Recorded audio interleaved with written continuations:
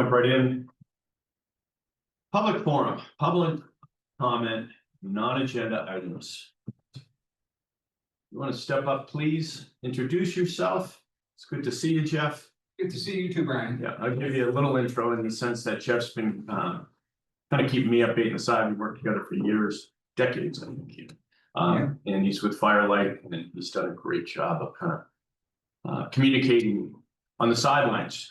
And now, of course, with your vote passing, it's your forum. So there is what you're speaking into for those on the screen. So I just wanted to introduce myself. My name is Jeff Gill. I am a resident of the Firelights and was part of the campaign this past spring and actually last spring for the first round, and was elected the treasurer of the Firelight County Meadow Water Sewer District. And just wanted to come to these big scale water sewer districts to learn as much as I can about water sewer and also meet everyone on this board as we work towards our goal of hopefully annexing to big scale water sewer, hopefully pretty soon. Great. Any questions for Jeff? Okay, again. Thanks, Jeff. Thanks for coming. Thank you. All right, and we'll call the regular meeting to order. Conflict of interest? None. No. None. No. Oh, none here. Peter? None. Great, thank you. Going to the consent agenda, I just want to shuffle a little bit. It's always been about jumping right into Terry, but operators reports, things are going so well, I think, especially with the disposal side of things and the ponds. Maybe you could give us an update, please, Adam, on how you're doing it. I'm watching the horse pastures going and seeing those ponds. This is historic where we are going into the winter. It really is. Yeah, we're sitting in a really good position moving into the winter season. All of the pump stations are off to fill their obligations up the mountain. We're currently using the horse pastures a little bit because the course has slowed down drastically the last few weeks. And what they're using just to finish drawing this pond down a little bit, and then in a couple weeks we'll be into just storage mode and be done with our irrigation season. So did you have a target that you wanted to have in feet in those ponds at this point in time? Yep. In The model is based off of getting that pond to 3 feet and that pond to 2 feet. That pond's at 1 foot right now, the big pond. Just trying to just free up as much storage as we can, have 180 days or so. It's kind of been Johnny and I's goal moving into that. A couple of years ago, I brought the proposal to Adam I did some math and calculations and stuff. And the worst winter scenario you could have, we needed 200 days of storage. That gave us close to 8 months. So it's kind of been the target the last couple of years coming into October is to get 150 plus days of storage for winter. So you will be done. The target always was October 1st for agronomic update. Then we would be pumping to the clubs, but bottom line, the idea was to be off. We stretch that out into snowmaking at times into November, but the bottom line is you're going to hit the October 1st, which is a great goal. You have it for more of a chronological approach about storage. Ours in the past has been 2 feet in the ponds, and then you'd be estimating. And you're obviously incredible ahead of that right now. Yeah, the district's in a good position going into the winter for sure. Great. Anything you had on that? You were just talking about, are we done pumping to the club for a while? Yeah. We won't I mean, come back that's it. until early, February, March, Great. something like that. Yeah. Next winter. We already sent their snowmaking water. It's a whole new game. So not to go overboard on it, just to give everybody a heads up, Adam will be moving on. And I just have to give him a shout out in the sense that he raised the bar. How many years ago? We're ready 4 years here. Yeah. When he came on board, he immediately had a massive impact on the monitoring and reporting to the irrigation program. It was a game changer. And we had a couple close calls in between, and without that type of reporting and immediate action, we would have maybe had a pothole or two to hit. So wishing you the best moving forward, and it's going to be a tough shoes to fill. Appreciate the kind words, Brian. Just want to let everybody know I'm very grateful to have been here, serving the district, get to see. Us moving to the next generation, but I'm at a crossroads right now, it's time for me to move on. Not going anywhere, I'll be in the community, raising my daughters here, but just time to move on, so. Again, it was great meeting you all, working with you over the years, thank you. Thank you. Yeah, thanks again. Peter, you have anything for us? Yeah, Only share it if it's good news. Today's a good news. okay. No, give us everything. Give us everything. Let's see, we did the water realignment on Sioux Road. We budgeted 250,000, came in at 85, saving 165,000 Nice. on that job. How'd you do it? How did you do that? In-house, And mostly in-house. Well, we had Russell and then our staff in-house. great. The proposal that we had before I came in, I think was at 100 and, That was the lowest one. yeah, the lowest one was 180. So we did it for about 100, we did it for 85, roughly approximately. We have had all of the sewer cleaning and video being completed. They have to come back and finish up. I think they have roughly 10,000 more feet to do. They found a couple places with I&I that we're in the process of fixing. The biggest one is that it was $2.5 million CIP that we probably were gonna need for this Chief Joseph. Is gonna have to be off the books. We're not gonna need that because with the easement machine worked and it's. I'm not gonna say it looks new, but it looks really good. So if you recall, this is the line that was on the slope up here that was pretty flat, that had a bunch of settlement in it. True brought in a specialized piece of equipment actually for this project. And we got it cleaned out. And they have an easement machine, so we've been able to get. Everything done, not just where we can get a vac machine now. Or a full-size vac stuck. So it's very beneficial. This little piece of equipment is pretty good. Again, as a reminder, since we haven't always had the operators reports on the table early on. Probably the biggest impact you've had, Peter, is I&Is. We've talked about them for years. They used to be a little bit of a hot mess. And it was great just to hear, you're addressing I&Is now. Because in the past, they were usually addressed when we all of a sudden said flows are in 800,000 a day in May, and we said, where is that I&I? So ours was more of search when we found a problem. Now, it sounds like you have a good proactive approach. You know what we're dealing with. And that's been a massive impact in And I&I. having the video done that's current. Yeah. And having the whole system done in 5 years, which.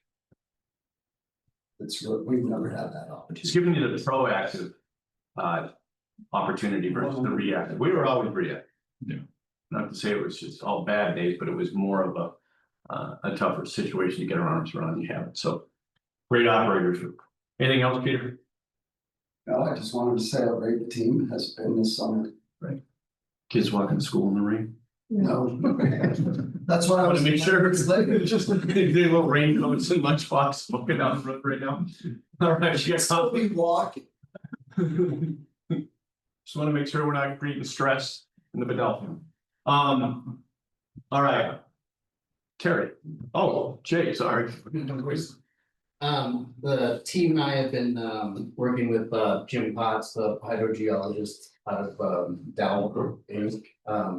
He's doing a little project. He's gonna like basically research the feasibility of increasing some production in some of our wells, whether that's like pumping capacity or complete re-drilling kind of thing. Whatever makes the most economic sense for the biggest bang for the buck, basically. Doing that, we're deploying some groundwater well monitors right now. We've got 1.5 basically installed. So we're taking surface water depth to water table measurements and then full depth of the bore, and then placing those monitors, getting the data so we can start here. It'll take a while to get the data, but we'll be able to start to see drawdown and opt for recovery with our pumping. And then yeah, we're still on target for that well abandonment. Hidden Village 2 and Test Well 9. Richard Drilling will be here later this week to do some preliminary steps before the Liquid Gold Company, which is the oil company out of eastern Montana with the specialized equipment for the artesian well. So, and then that broken fractured dual aquifer one on Test Well 9. So They specialize in capping off artesian wells. So we're talking down on the the poop poop chute, Yeah. down bottom. that one and then the one on the Thunderbolt. side road. So that was an odd situation where you had to, you couldn't let that all freeze up and you were running it and you were doing it. So that'll resolve the temporary solutions that we had to go through in the winter in the past. Exactly. Great, great. And then we should see a noticeable reduction in power, so the Hidden Village building's gone. And we're not heating that anymore. So, That artesian was the equivalent of when it gets really cold, you run your kitchen sink so the pipe doesn't freeze. I remember that was yeah, that's how it was explained to us. So why do we have to do this? Well, that's kind of the way it works. Yeah, Hidden Village 2 on the inside road, it's just leave the heat on in the building. Yeah. Yeah, so. Yeah. Again, looking at this agenda, I was saying, boy, I'd like to kind of recap over the last summer, last year or so.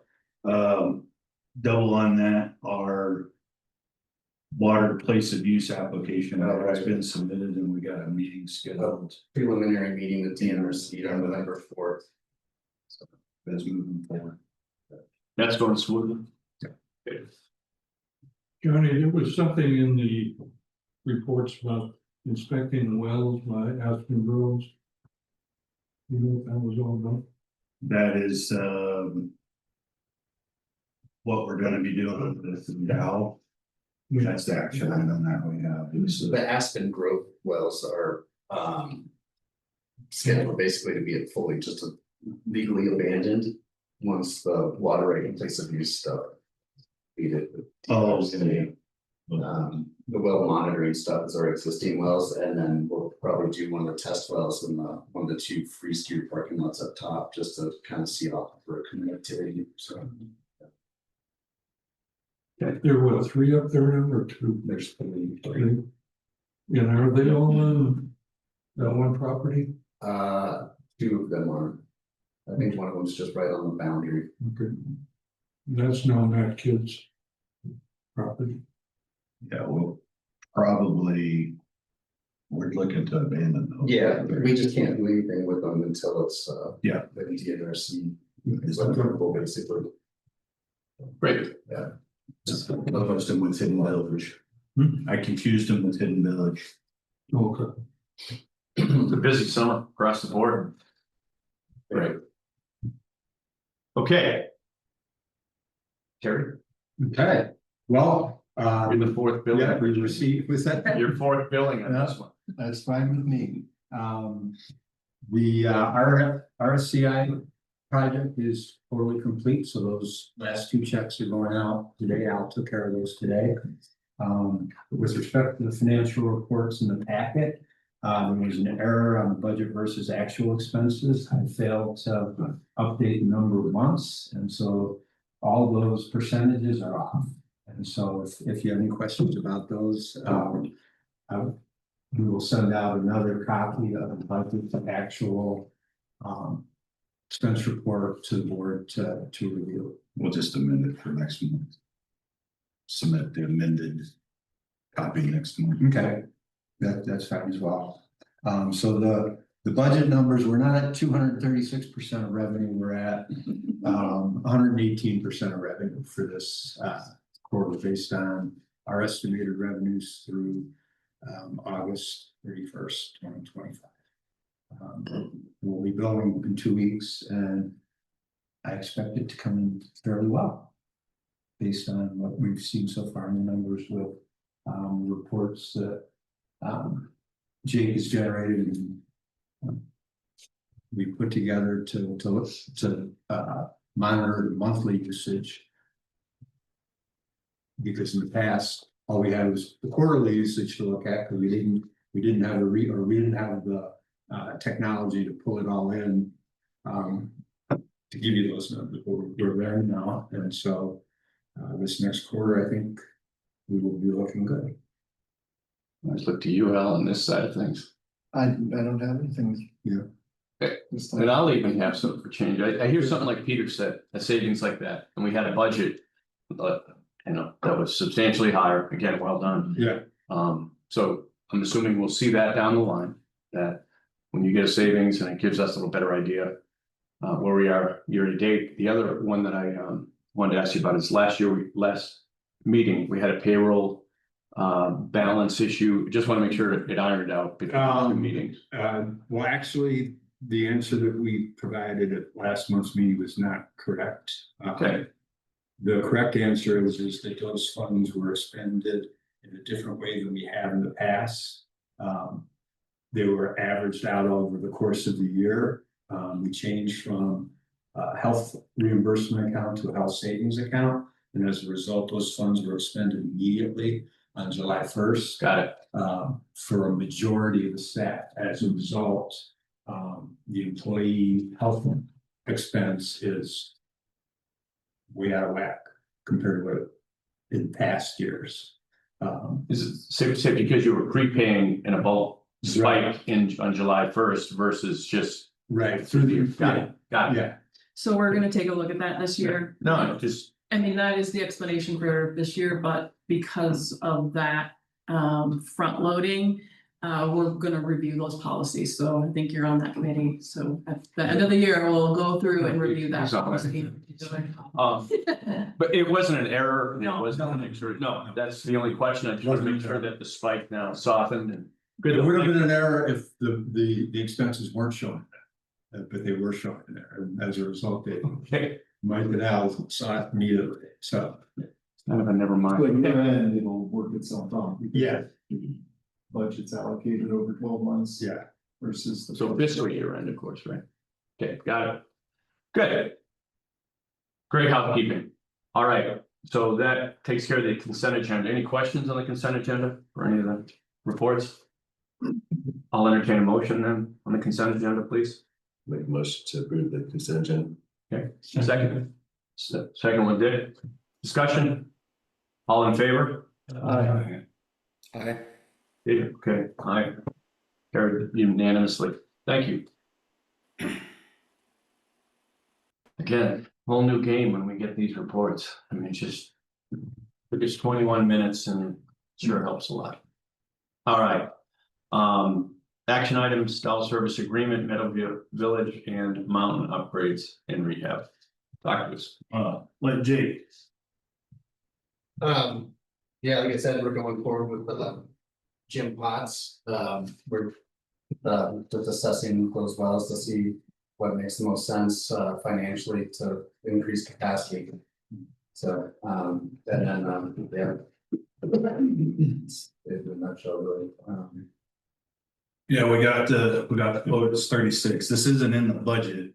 However, I felt it was fair enough and time frame enough to coincide with what we're doing with all of our water rights stuff. And we already know that we're gonna need to upsize at least 3 of the wells and prepare for sweet grass expansion with the new tank. So I think having this evaluation started sooner rather than later is very beneficial for the work that I'm trying to do. So. And then one of the other things he's gonna do is take a look at well 3 up top.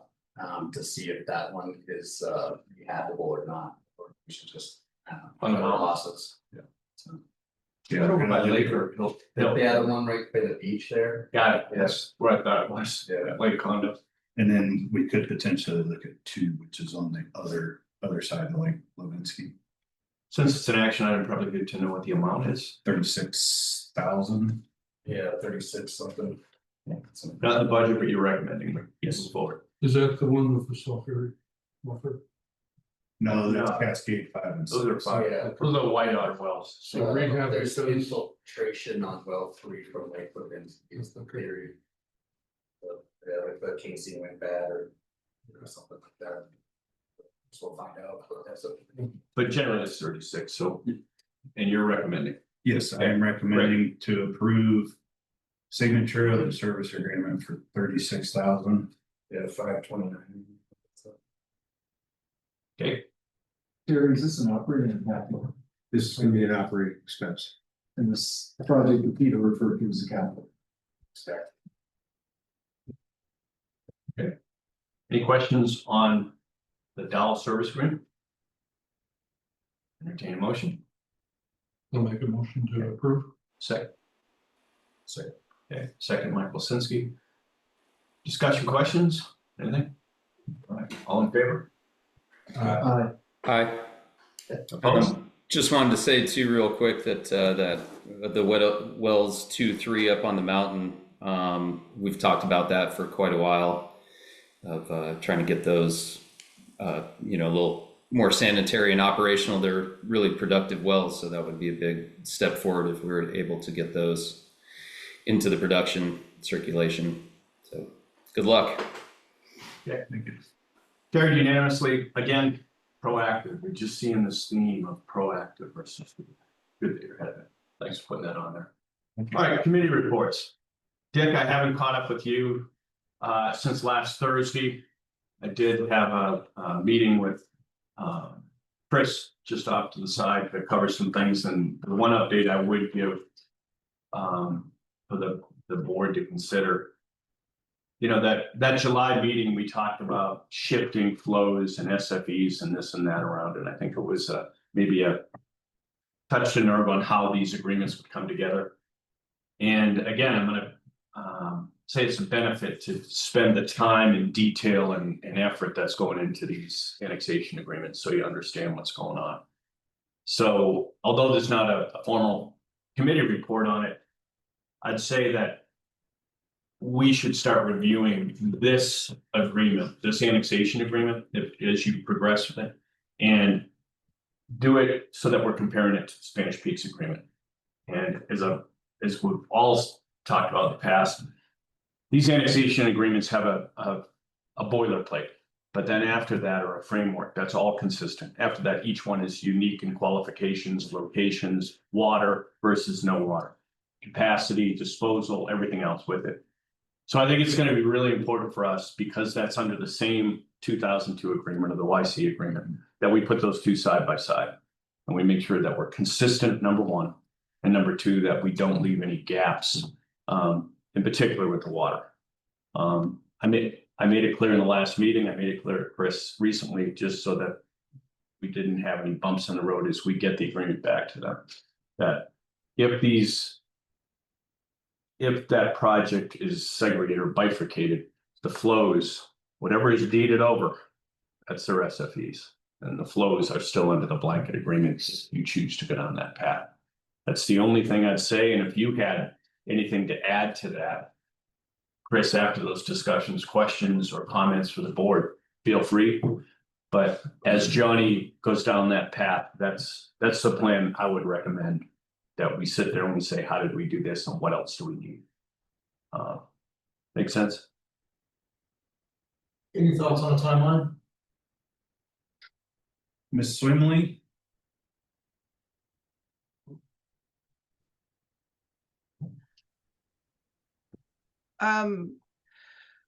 Well, my preferable timeline was to get the draft out in the last 2 weeks, and that didn't happen. So you're on the top of the list for the next 2 weeks to get it out. So we could have it all, hopefully all done, reviewed by both parties and agreed to before the next meeting. That's great, thank you. And Johnny just made it to help facilitate. I just remind the board that if that's the case, when you get that agreement, maybe send it right out to the board so they can prepare for the next meeting. And when you send it out, send both the meetings side by side, just so you can kind of say, okay, we did this at Spanish Peaks. How does that format work? You and I are going back almost daily sometimes on these, talking about, okay, what happens when they get to 80%? What happens when they get to 90%? What happens? It's more of a refresher. So, and just so you all know, this is Johnny got me everything I needed. I just didn't get it prioritized in the last 2 weeks. So that's not on him. He did all his part. It's on me. John. Okay. Any other questions on the Flatiron? We can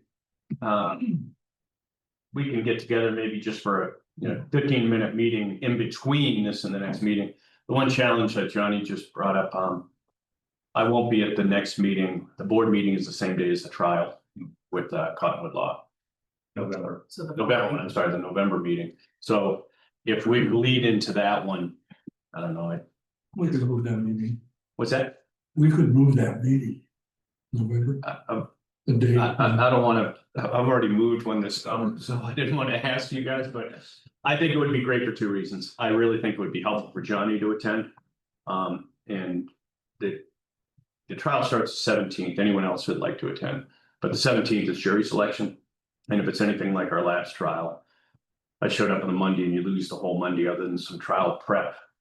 For me, maybe, but by noon on Tuesday, you're in full steam.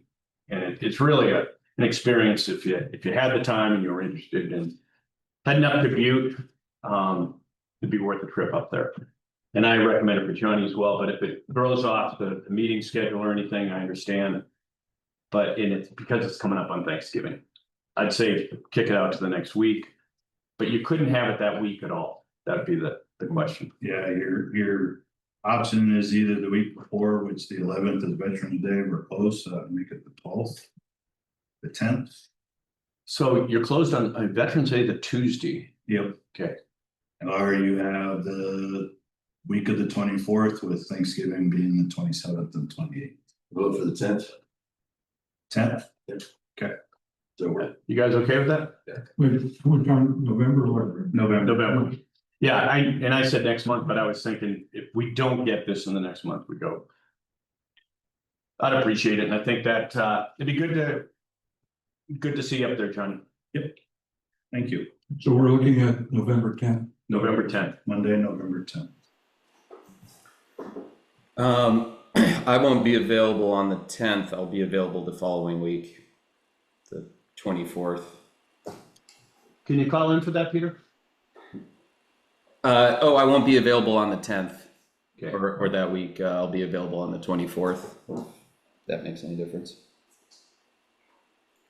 Well, let's put it in stone by the next meeting then. Okay. Think it over. Yep. But anyway, and that gives you I think there'll be some things to talk about in the October meeting as we prep for that. There's a lot of moving parts. There's one stat I'm trying to get out there, and I know what I have on my list for Alan. When I was in some of the prep, the Rockaway team talked about specific percentages of mountain resorts and mountain towns overall that discharge. And they gave me a number that I've got to get them to give me a source on, but it was something like 95%. Sure, I was gonna say 99. Yeah, but there was one for towns, there was one for resorts, and I mean, it came in at like 98 or 99%.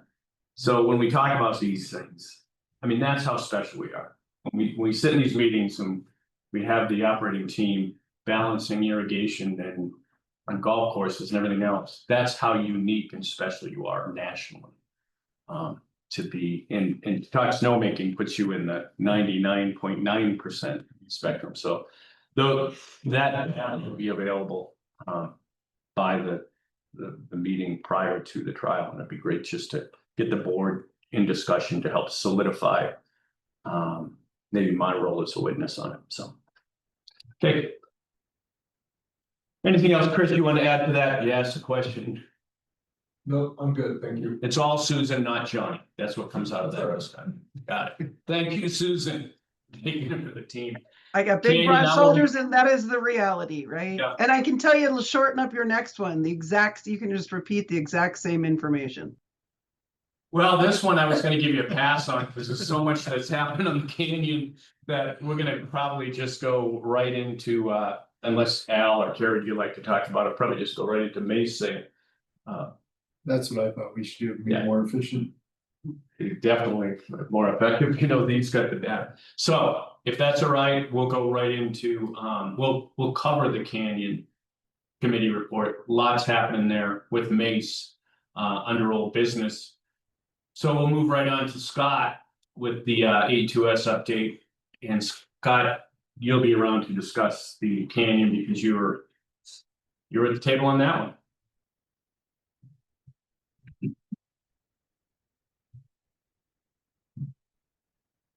Pull my battery up. Oh,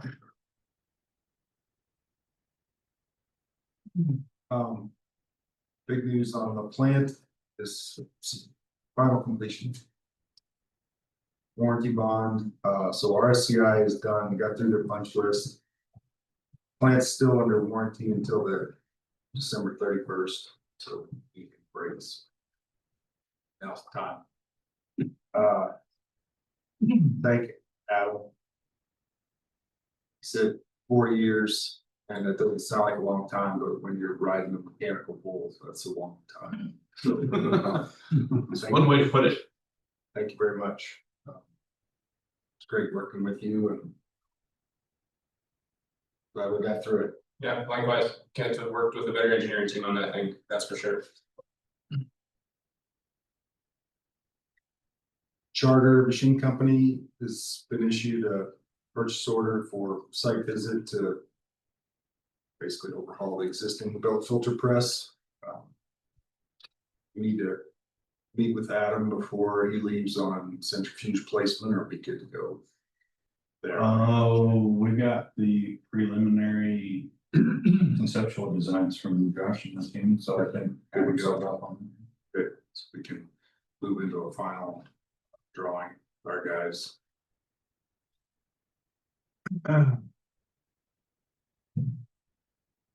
That's really all on the plant, unless anybody has any questions.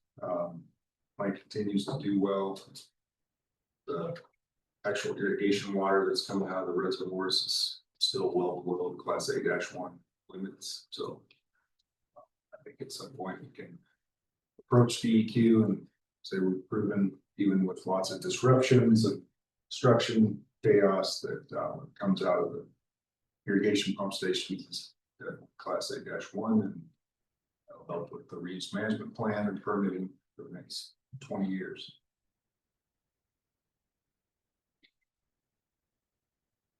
Not a lot to report on things outside the plant.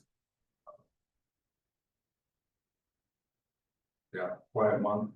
Water master plan is still cranking on that, about 2/3 of the way through, I believe. Anything to comment on there, Jake? Feeling good about that? Yeah. Working with Dave Carlson, sounds like this, Dave's got a trailer. Get some. Yeah,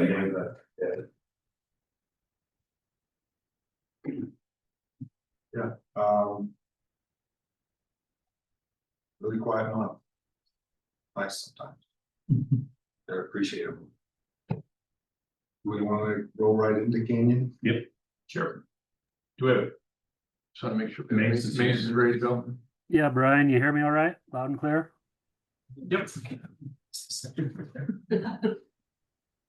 Okay, I think what you saw on the screen just a second ago showed that we were stepping through the CMGC process, and those notes showed we were potentially interviewing. We did interview. That 3 candidates were Syme, Dick Anderson, and Hewitt. The scoring from a proposal standpoint was done about 2 weeks ago. The interviews were last week, and ultimately all 3 scored within about 1% of each other. Hewitt across the board or ultimately scored the best. Their strength was on the construction or pre-construction services, really outlined kind of how to navigate that Highway 64 corridor well. So yeah, we kind of had that full spectrum of super strong pre-construction services. Dick Anderson was kind of that hybrid, could do a little bit of everything, and Syme was that if you're in construction, they're probably going to be very cost effective. So we balanced all that, and ultimately Hewitt ended up scoring the best by about a 0.5%, but all were within 1%. So real good group from a selection process. Johnny was involved, David Twan on the A2S side. So yeah, you guys were represented. I don't know if Johnny, you want to elaborate on that selection process? It was a very good process. John Olson's also online. You know, at the end of it, when we saw the final scores, I think everybody was a little surprised. I thought Dick Anderson proposed very strong proposal. But yeah, like May said, it was really tight.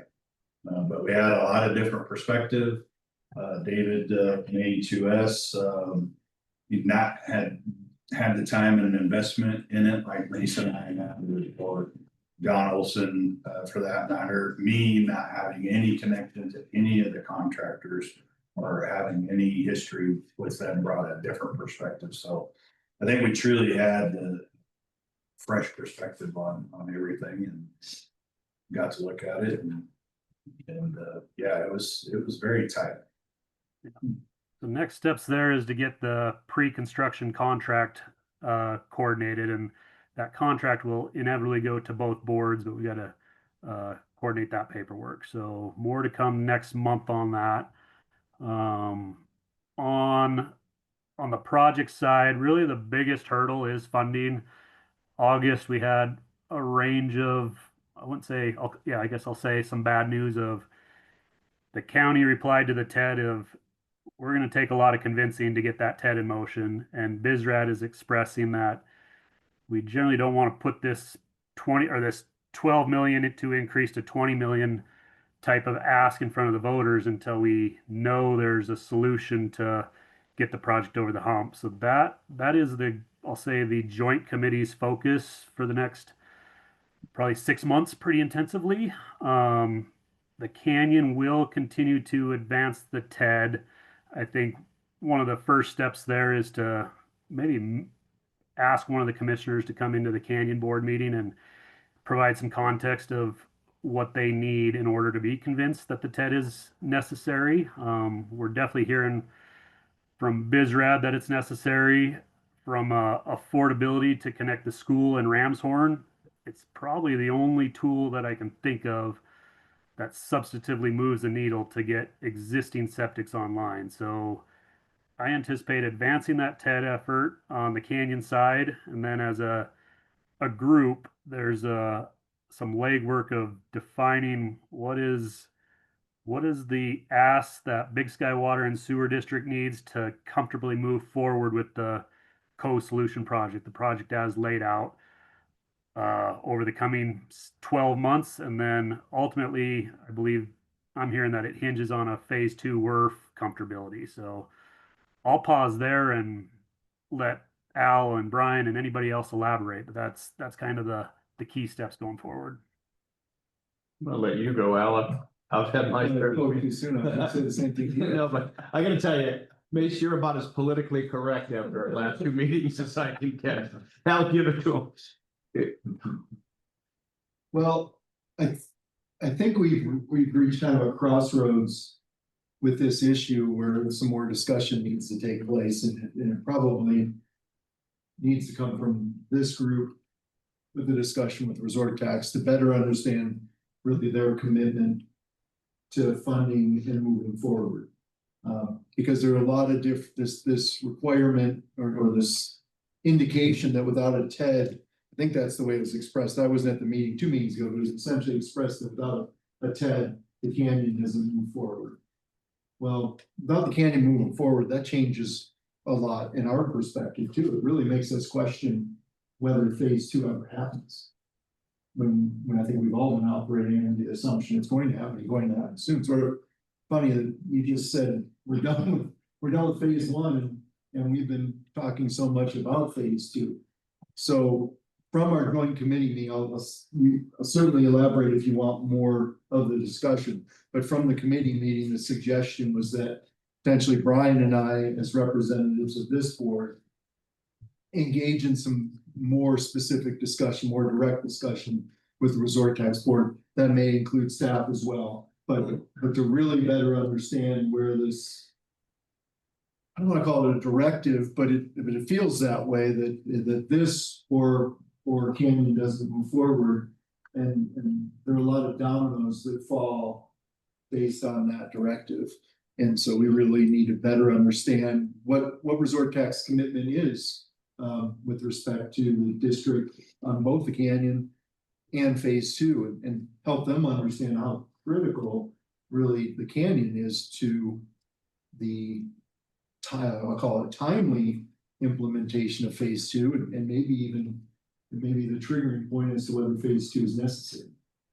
And obviously that affects a lot of other discussion we can have. Firelight, for example, that's a phase 2 obligation, if you will, or phase two makes Firelight possible. But what happens if phase two is either significantly deferred or doesn't happen at all? So those are the kind of giving you the general mindset of the discussion that took place, but some of the realities that I think need to be discussed and hopefully work through so we better understand as multiple organizations trying to work together. I think I made the statement in our meeting yesterday. I think this board really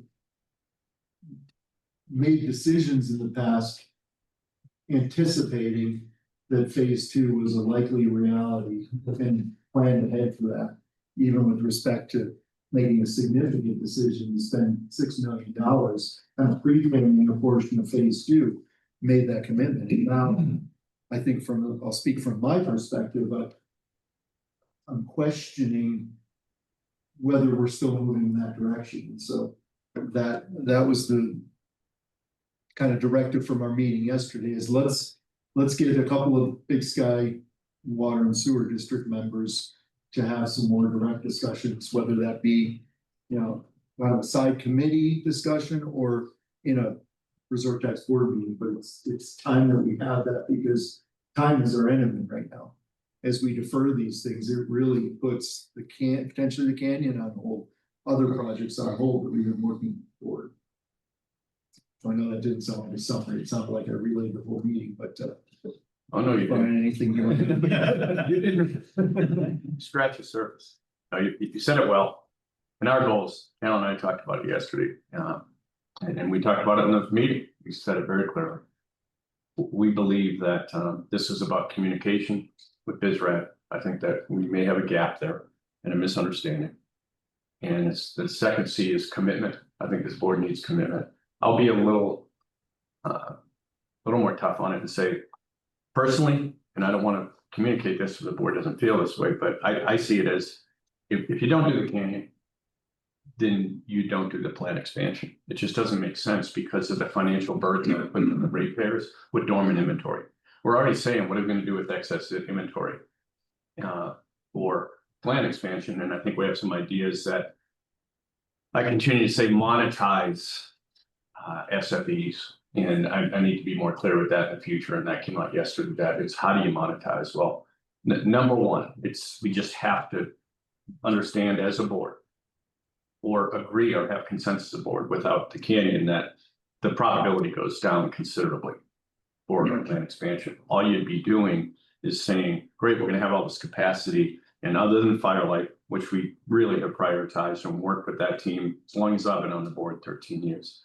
But that's the outlier. That's it. So the specific ask is from the board is to say, if Val and I schedule a meeting or anyone else who wants to attend that, you can't get quorum, but to go to BizRat and say, hey, I just want to state a clear understanding of what's going on here. And by the way, I want you to elaborate on this.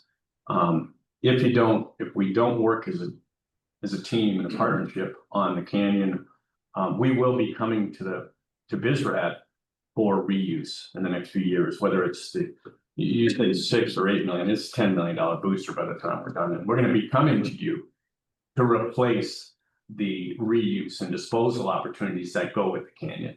So it's mutually beneficial to do the canyon. We're not going to campaign for the canyon, all this, but we're at a fork in the road.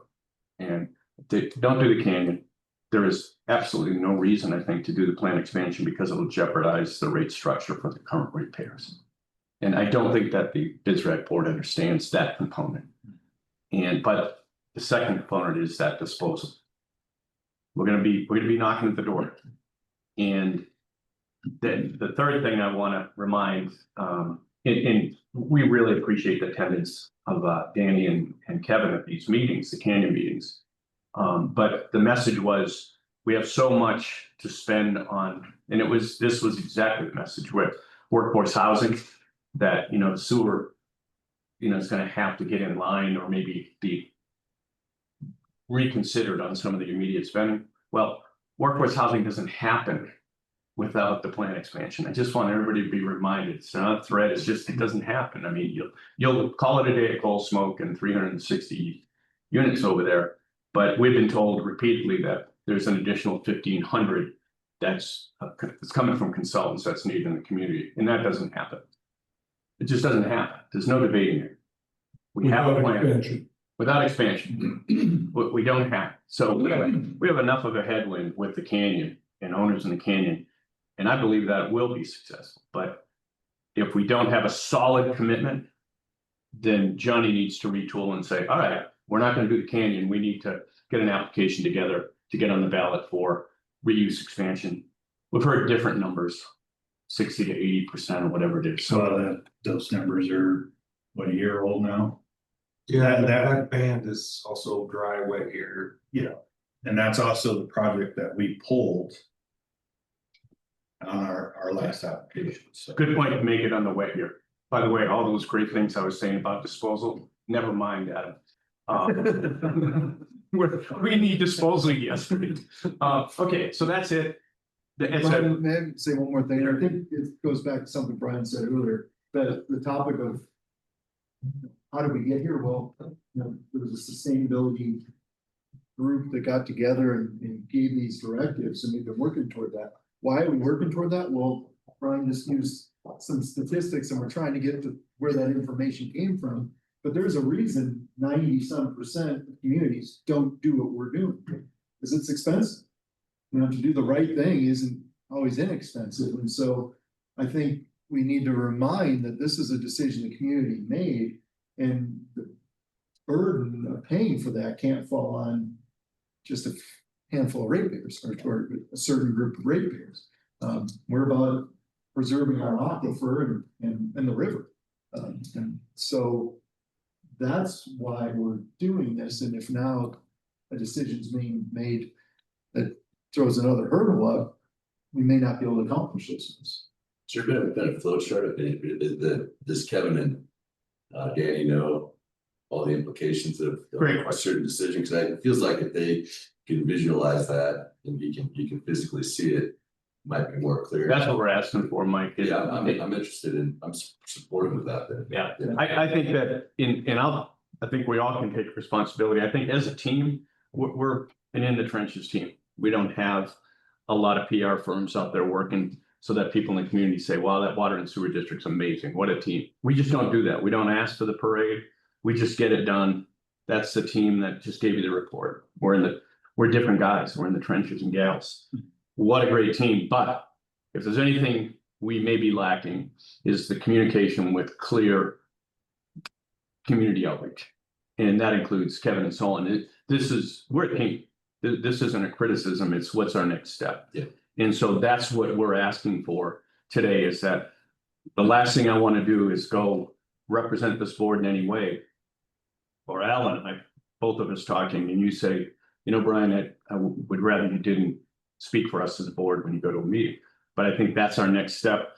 Amy and Lindsay are engaging in exactly what you just said. You asked, is there a flow chart? I think mine was a little different, and it said, with the three options for BizRad to consider right now, think about it. They have 12 million committed, but to go to them with a chart that just says this, you have three options. You have do Canyon in water and sewer district, Canyon go it alone, or do nothing. Okay, those are the three options. Now let's make a list. Environmental. It's obviously going to go do it in here. Go through your whole list. Expansion. If it is workforce housing, put workforce housing there. It's obvious. There's not going to be anything else. We're going to do 10 items that just every one is going to line up with the water and sewer district handling this. It just is a no-brainer. And with that goes the work. So the expansion. We need a commitment. By the way, I think there's a little bit, I thought about it out last night. This isn't a commitment for tomorrow. We're going to have a tough time as a board to balance that idea of release SFEs before the expansion is completed. That'll be our job. But our job right now is to say, do you understand as the BizRad board that this is where we are as the fork in the road? No debate, we are partners here. Where do you want to go? Because if the board says, you know, we're really focused on other things right now, then our job is gonna be to stop everything we're doing with the plant expansion, I think. I mean, But the other one, I think you need, the fourth one was the employee housing, workforce housing doesn't happen without the expansion either. I think it's like, you listed 3 of them, but I think you missed that one. So in that flow chart should be like describing all of that, like the implications of all these various decisions and what that means. it's gonna be, look, we've always got along with other boards. I think as far as the community goes, we're pretty easygoing. I mean, workforce housing didn't happen without votes from this board. Yeah. Wasn't gonna happen across the street, and it wasn't gonna happen with annexation. So what I don't want to have happen is we're competing, and I'm not saying anyone's saying it now, but if in the community, we're competing with workforce housing. Well, we're basically the pillar of workforce housing. So we need to get these messages clear on why. We just don't say it in a meeting. This is why we are the only reason you can even consider coal smoke. And granted, the 27 million was great, but without the 27 million, we would have figured it out. We would have done something.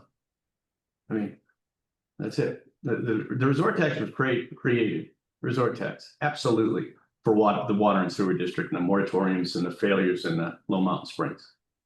Anyone who says it's different, come to the next meeting. And it may be They have time to videos go- on them. it may be time to go back to that message. Yeah, Because I think it's lost. I do believe that it's definitely been diluted, Dick. You and I were probably at the same meetings when we were having those struggles. Those projections, I said at the last meeting, out to 2062 or 2063 for spending and bonding are based on the lack of a disruption with a moratorium or anything, no threats based on disposal or water or anything. But you hit one of those and you're going to see a substantial ratchet back on that trend line. We're all in this together. It's not adversarial. It's we have to communicate that. And I am so confident in this team to do that, that it's just, we need the right delivery. We got to get back to our basics of who we are, of the people we are. To your point, the early years I was on resort tax, 50% of the first million collected automatically went to water and sewer. We didn't have choices at board. To give perspective, our collections were like 1.5 million. Yeah. I mean, so if a third went to water and sewer back then, that was a significant commitment by this community. It's just, the only item that was automatic. And now it's being looked at as a golden goose for. But I think that's why it's important in my mind, where I've come to the realization is this is a community decision to do something that other communities aren't doing. What are they doing? They're putting it in the river. I'm not saying that's wrong. That's what communities do. But what's better, not doing that, and find a way to fund that. Even back then, we recognized it can't be just on the current ratepayers. Our philosophy's changed. I mean, I wasn't on the board, haven't been on the board very long, but when we made some of these decisions with the plant, we acknowledged that annexation was part of the future, and getting more people on working through that plant is what makes the most sense. And that's what's gonna get us there. Two things to look at for the river. One, as a board and a community, we're trying to do the right thing, not putting in there, something extraordinary, which is something exceptional. It's expensive. On the other hand, whether or not we were in that, have that position, we may be forced to never make that decision by outside interest. Lawsuits, public opinion. So we're doing the right thing, but we might at some point not even have a choice about doing the right thing. Yeah. We're being forced to do it, but we would be forced, but we're doing it voluntarily. I think we need to keep hammering that point. I take responsibility. I do personally on some of this and just saying, boy, we should have gone to a meeting and campaigned for this. We should have said this. We should. Actually, it's not that. We're so busy building this team and executing at this point that it's just perfect timing for us to say, hey, what did you say earlier? Hey, we're done. We're the completion. We should have had champagne in the middle. It's time to share that, and maybe Community Week is the ticket. maybe community week, we really make the splash, but it all starts with I believe there is a misunderstanding. There is a misunderstanding that can be corrected with communication, and that communication, we want to be able to go to the BizRat board and say, this is the feeling of the Big Sky Water and Sewer District, and we haven't engaged PR firm, but I think it's something that we're going to start discussing because this is just too big. That plant expansion is an amazing opportunity that you'd hate to squander over the coming years. You would. And you don't have to get rid of all that inventory. You just have to come up with a financial model. That's something that we need to strengthen, is our financial resources. It's over the board's head right now, in my mind. We got to get someone who can say, hey, if you do all these things and you bond this way and you do this, it won't impact the ratepayers. You'll have excess inventory and you can monetize it. That's a key way to offset some of these concerns. And that's it. It's a great position to be in today. I think that's part of the equation. I feel like whatever is put together, whatever term we're going to use has to have that level of detail. Yeah. Otherwise, exactly. we're going to be talking about the same thing a year from now. Yeah. So you just got to showcase what we have to do to be successful collectively, and we're going to fall short. Al touched on time, and you just touched on time. Here's the concern I have. They have done, John Zorkel in particular, attending those meetings or reviewing them online, really with trending and data and spending and all the things they can be doing and prioritizing community and this and that. I feel as though time is our enemy because these commitments are being solidified out there with BizRat. It's not a problem. It's just that we're on the sideline right now. We're on the sideline if we say, yeah, we'll figure it out later. But we need to get in the game so that we're at the table for priorities, and we need to have a slot in that timeline if BizRat wants us to. Yeah, if all the other things are important too. Yeah, we just need to have our place in the priority list. So it's just communication. This isn't problem solving. I don't want to give that wrong impression. This is, how do we maintain a proactive approach with BizRat? Board okay if we just went and kind of had a very light overview of where we are? Or it should be heavier. I think it's gonna be. Like I said, I'm trying to figure out if I want to have like all this put together, so you kind of share a bigger picture with them rather than it's documented and you can visualize it and see it and the impacts of certain decisions, because otherwise this is going to take a while. And having our sort of our thoughts collectively put on a piece of paper that document the cost of all these things, the implications of decisions along the way, I think would be helpful. So I'd be in favor of all of it, doing that, and then you two sharing that with John or whoever else, but just not have a quorum, but present that to the Good. After what I read this morning that Amy put together after the meeting yesterday and what we discussed, I think it's going to be heavier. I was just trying to get the door open a crack, okay? I just want, and Al and I would kick it open and say what you guys said. Okay, that's great feedback. And let's just talk timeline. And I don't want everybody to feel like this is, urgency emergency. There's urgency, but there's not an emergency. And it's not knee jerk. It's not because one person said something. It was really great. That's why these subcommittees work so well. Because you learn these pieces and then we can discuss at this level at the board. Then we can execute at a higher level. Let's talk about timeline. Johnny, you've been at the table and everything. You heard what Mike had to say.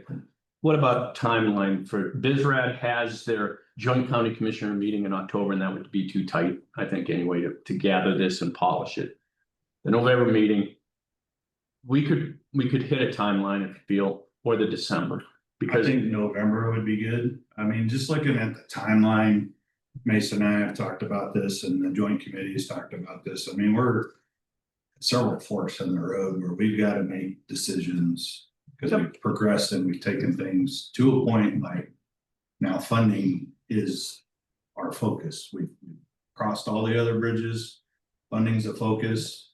And I just don't feel comfortable making a recommendation to a contractor without a long-term commitment. No, this is, you said it well. So we need a financial support in this team. Ryan's been there in the past. Who who's that fourth pillar in here? We got the board, we've got you and Amy and the team. Who's that fourth pillar to say, let's put a financial model together? Because I've got to stop saying, yeah, we need to monetize. If it's just going over your head and you're going, what do you mean monetize? There's a plan out there that will work. It's just I need to make sure that we're following the rules, regs, and ordinance and everything that go with it. I think it's our silent partner over here with A2S. They've been just as integral with everything that we've been doing with the plant and have been a part of the Canyon project and everything else we've been doing.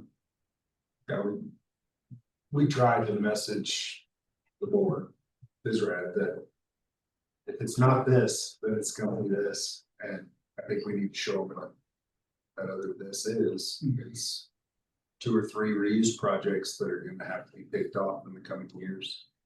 And we have cost estimates for them, we have a general timeline and reuse management. Keep it on pause because of the litigation. He does that off, freshen it up and say, here's what we're coming for, games on the shelf. So let's say if that works for the board, let's identify the keeper of the info. And the support team, I would say would be you two ladies. You're the keeper. Does this make sense?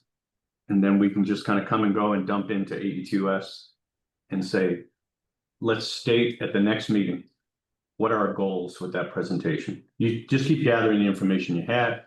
And then at that meeting, we say, these are the things that we need to come out of that meeting, need to present, and this is what we needed after the meeting from the board. I think one of the key things here is like we're sort of freezing what we've done today with the new plant.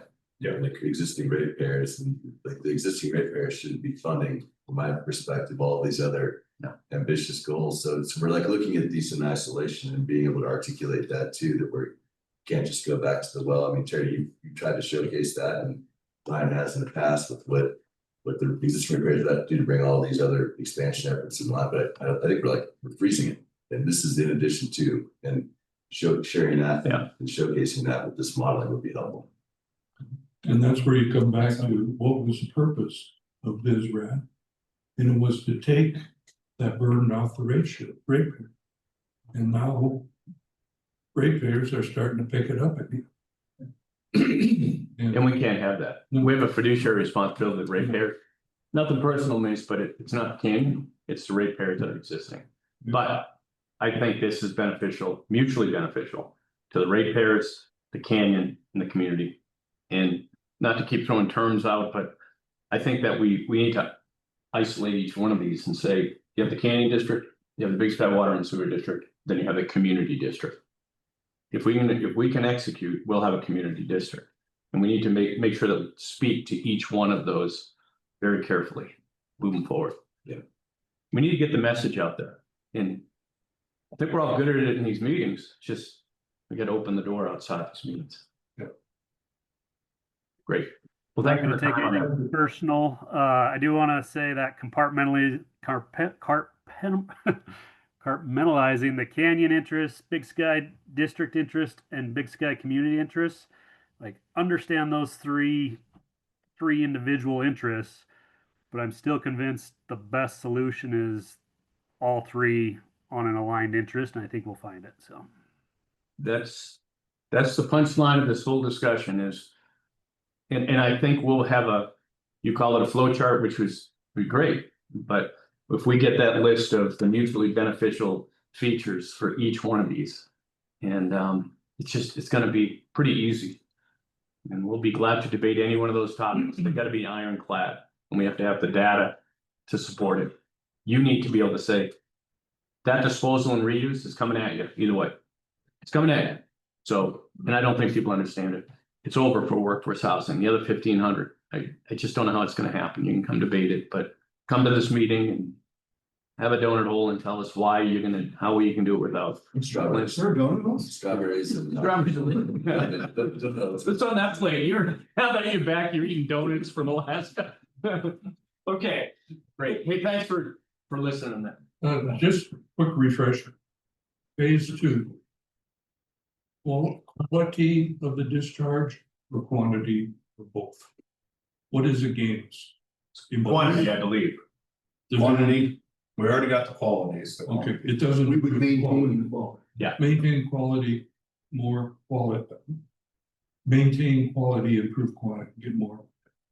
What does failure to do it mean for Firelight? Not gonna other happen. projects? Firelight's out if we don't have fixed. Workforce housing, and to take that a step further, what it probably means is other independent systems that spring up within Big Sky in the future. Will not, yeah, would not have the option. Would have the option. to take your third question, should be, what impact does it have on the ratepayers if we don't do it? Yeah. I believe that preliminary, it will put more pressure on the ratepayers. Put more pressure. The increase in users should help stabilize the rate structure for our current ratepayers. Does that make sense? Yeah, everybody wins. What's mutually beneficial is what you're gonna sit down, you're gonna say, item, mutually beneficial. Is it? No. Is it? Yes. You guys. On paper, phase one is basically spoken for by existing commitments. It's not perfect, but it's close. And as I've said forever, the GDP per SFP matters, right? And either through construction, I, and you're going to see that effect on when close to close. Almost just like existing plants run to 50 to 60% of its capacity, which is it's hard to do that. And it's really better or backwards to make that plant work for it. It's like a generator, it wants to run 90%, 50%. So more than likely, anything that's not already on the books would require phase two. I think we need to keep thinking about, keep that in the back of our. Yeah. I mean, it's beneficial to rate. Now, this is good time, and we'll include in that goal really team building. I think it's just time we reinforce the team approach between BizRat, workforce housing, and the water and sewer district. I don't think we've communicated really the importance of these decisions. That's all. Yeah. They're on the table. It's getting left. Thanks. Anything, Jared, you had? I mean, you were at the meeting yesterday. How do you feel about everything we're going through? I feel like it's been well said. Yeah. Yeah. I don't really have anything more to add. But it's good to have you there. Thanks for attending. Well, I know you're a busy guy with a couple of It's kids. definitely interesting and kind of jaw dropping. It's stick to the numbers and such, so. Well, we've raised the bar and the team get to execute, so that's the good news. Okay. What's next? We've already covered legal. So, And Susan didn't have to correct me on anything this week, so I'm pretty happy at that. I mean, you can't do it that way. You gotta do it. All right. Yeah, legal, we're done. We covered this pretty well. Unless Chad had anything, I saw Chad Wilson up there. May want to just give him a timeline. How's his annexation going? it's the same. Okay. Susan, that's. No updates on that or any questions? She's got everything she needs. Okay. But like that comment, didn't I don't mind taking hits for the team. Susan already took it for you. You're good. All right, new business, none? Nope. Anything else? Everybody good for the October 21st meeting? Appreciate the consideration then on the November meeting. And We didn't yeah, finalize that, but we were gonna figure that out, right? Yeah, we got 2 dates, November 10th and November 24th. I'm out on November 24th. I didn't see that earlier, but I'm gonna be traveling as well. So whatever that shakes out. shoot for the 10th probably. Okay. I think the 10th would be beneficial because we're gonna have a lot of the legal prep. And I think it'd be great to share with the board and get feedback and help to polish that presentation from the district perspective. And your team. Yeah. You know, a lot of things are gonna come in at the tail end and you're gonna say, like to know, I'd get feedback from Peter, Jake and so on. And it's very helpful. It frees me up the following week to go to Butte. Great. Field day. All right, we confirm October 21st. I skipped right over, but Yes. we're okay with that? Yes. Other business? Motion to adjourn? So moved. So moved.